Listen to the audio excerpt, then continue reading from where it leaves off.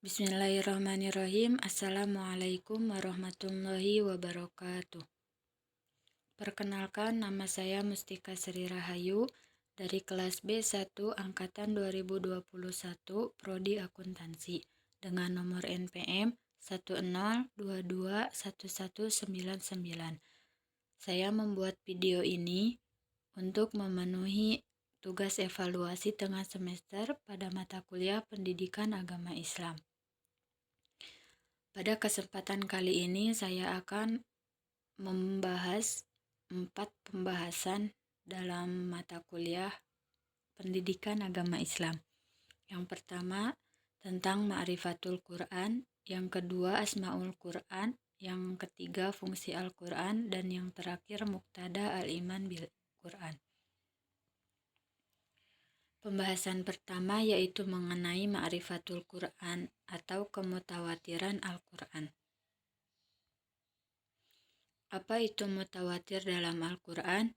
Mutawatir adalah bentuk isim fa'il dari tawatara yatawattaru tawatur, yang menurut bahasa berarti sebagian mendatangi jejak sebagian lainnya secara sendiri-sendiri tanpa terputus. Mutawatir adalah riwayat yang disampaikan oleh banyak orang yang dinilai tidak mungkin semua orang itu sepakat untuk berbohong. Riwayat mutawatir ini secara langsung diterima sebagai kebenaran. Sebagaimana Allah Subhanahu wa Ta'ala berfirman dalam Quran Surat Al-Hijr ayat 9 yang berbunyi, Bismillahirrahmanirrahim. Inna nahnu nazzalna dzikra wa inna lahu lahafizun. Yang artinya, sesungguhnya kamilah yang menurunkan Al-Quran dan sesungguhnya kami benar-benar memeliharanya.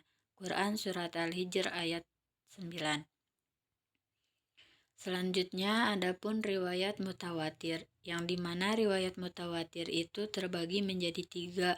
Yang pertama mutawatir lafzi, yang artinya redaksi lafadznya sama, dan yang kedua ada mutawatir maknawi, yang artinya ada makna yang sama walau dengan redaksi lafadz yang berbeda, dan yang terakhir ada mutawatir amali, yang artinya amalnya sama.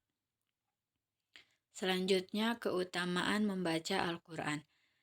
Membaca Al-Quran sendiri termasuk ibadah paling utama di antara ibadah-ibadah yang lain, sebagaimana yang diriwayatkan oleh An-Nu'man ibnu Bashir. Qala Rasulullah sallallahu alaihi wasallam, afdalu ibadati ummati qiraatul Quran. Rasulullah sallallahu alaihi wasallam bersabda, sebaik-baiknya ibadah umatku adalah membaca Al-Quran, yakni hadis riwayat Al-Baihaqi. Pembahasan yang kedua yaitu tentang Asmaul Quran, yang artinya nama-nama Al-Quran. Yang pertama, dalam nama-nama Al-Quran itu Alkitab. Alkitab secara bahasa berarti al-jam'u atau artinya mengumpulkan. Penamaan Al-Quran dengan Alkitab yaitu 2 nama yang paling populer, yang mengisyaratkan bahwa kitab suci Al-Quran haruslah dipelihara melalui 2 cara bersama, yaitu melalui hafalan dan melalui tulisan. Alkitab ini tercantum dalam Quran Surat Al-Baqarah ayat 2 yang berbunyi, Bismillahirrahmanirrahim. Dzalikal kitabu la raiba fihi hudal lil muttaqin. Yang artinya, kitab atau Al-Quran ini tidak ada keraguan padanya, petunjuk bagi mereka yang bertakwa. Quran Surat Al-Baqarah ayat 2. Selanjutnya, nama Al-Quran yaitu Al-Huda atau petunjuk. Allah Subhanahu wa Ta'ala berfirman dalam Quran Surat Al-Baqarah ayat 185 yang berbunyi, Bismillahirrahmanirrahim. Syahrul Ramadan alladzi unzila fihi al-Qur'anu hudal linnasi wa bayyinatin minal huda wal furqan. Faman syahida minkumus syahra falyasum wa man kana maridan aw ala safarin fa'iddatum min ayyamin ukhra.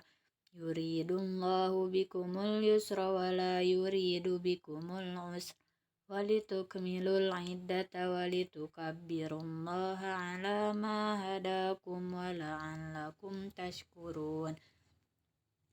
yang artinya beberapa hari yang ditentukan itu ialah bulan Ramadan, bulan yang di dalamnya diturunkan permulaan Al-Quran sebagai petunjuk bagi manusia dan penjelasan-penjelasan mengenai petunjuk itu dan pembeda antara yang hak dan yang batil. Karena itu, barang siapa di antara kamu hadir di negeri tempat tinggalnya di bulan itu, maka hendaklah ia berpuasa pada bulan itu. Dan barang siapa sakit atau dalam perjalanan, lalu ia berbuka, maka wajiblah baginya berpuasa sebanyak hari yang ditinggalkannya itu pada hari-hari yang lain. Allah menghendaki kemudahan bagimu dan tidak menghendaki kesukaran bagimu. Dan hendaklah kamu mencukupkan bilangannya dan hendaklah kamu mengagungkan Allah atas petunjuknya yang diberikan kepadamu, supaya kamu bersyukur. Quran Surat Al-Baqarah ayat 185. Selanjutnya, nama Al-Quran yaitu Rahmat. Nama ini seperti yang terdapat dalam Al-Quran Surat Al-Imran ayat 138 yang berbunyi, Bismillahirrahmanirrahim. Hadza bayanun linnasi wa hudaw wa maw'izatul lil muttaqin. Yang artinya, inilah Al-Quran suatu keterangan yang jelas untuk semua manusia dan menjadi petunjuk serta pelajaran bagi orang-orang yang bertakwa. Quran Surat Al-Imran ayat 138. Dan yang terakhir, nama Al-Quran itu sebagai An-Nur atau cahaya. Nama lain Al-Quran ini tertuang dalam Quran Surat Al-Ma'idah ayat 15 yang berbunyi, Bismillahirrahmanirrahim. Ya ahlal kitabi qad ja'akum rasuluna yubayyinu lakum katsiran mimma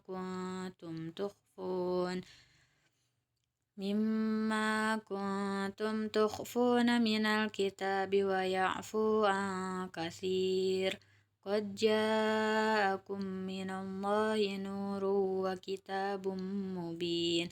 Yang artinya, wahai ahli kitab, sungguh Rasul kami telah datang kepadamu, menjelaskan kepadamu banyak hal dari isi kitab yang kamu sembunyikan, dan banyak pula yang dibiarkannya.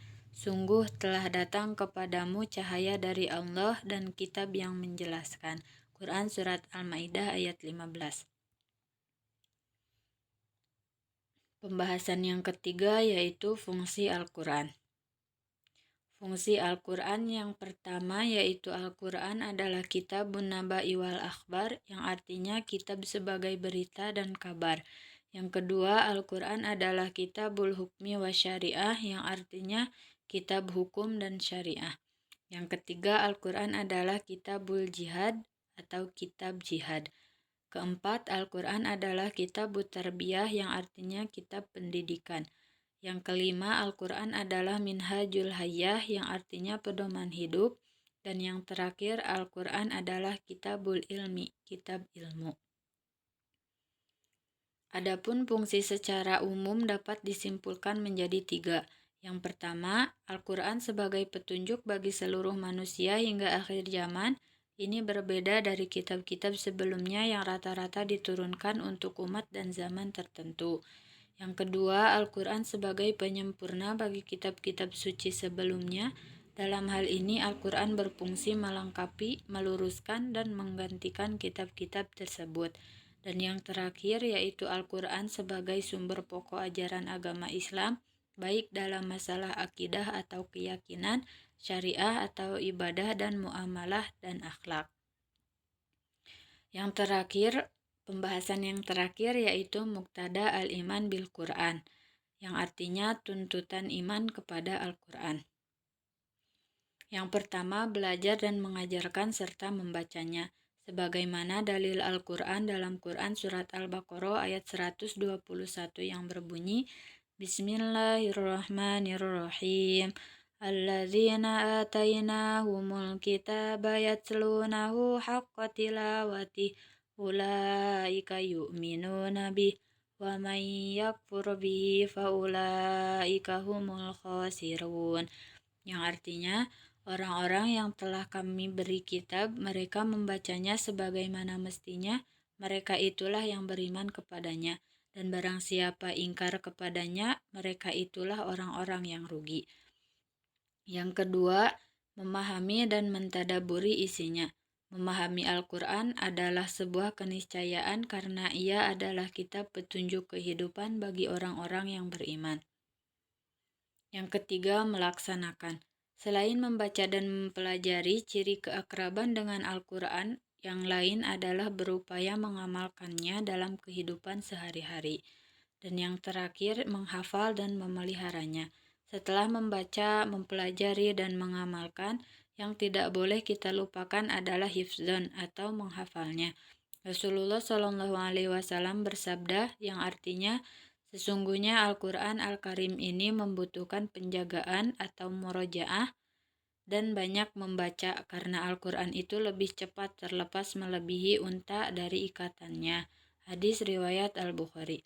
Allah Subhanahu wa Ta'ala juga menjaga terhadap Al-Quran setelah diturunkan, seperti yang disebutkan dalam firman Allah Quran Surat Al-Hijr ayat 9, yang berbunyi Bismillahirrahmanirrahim.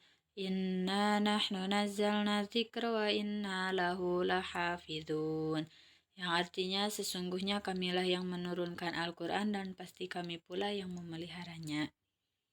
Mungkin hanya itu yang dapat saya sampaikan. Wabillahi taufiq wal hidayah. Wassalamualaikum warahmatullahi wabarakatuh.